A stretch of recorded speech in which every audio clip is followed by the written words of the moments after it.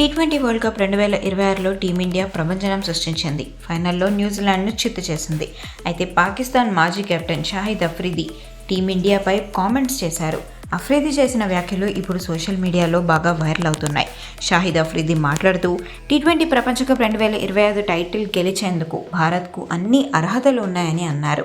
ముఖ్యంగా team India combination గురించి మాట్లాడుతూ భారత్ ఫైనల్ టీంలోని 11 మంది ప్లేయర్స్ మాత్రమే కాదు, బెంచ్పై ఉన్న వాళ్ళు కూడా మ్యాచ్ విన్నర్లే.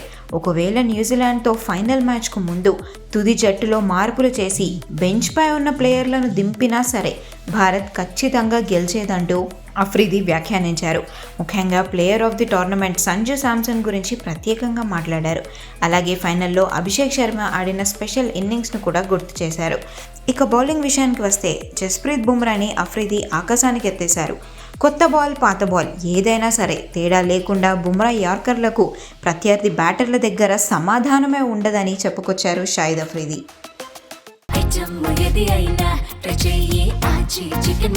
ఆచి చికెన్ మసాలా.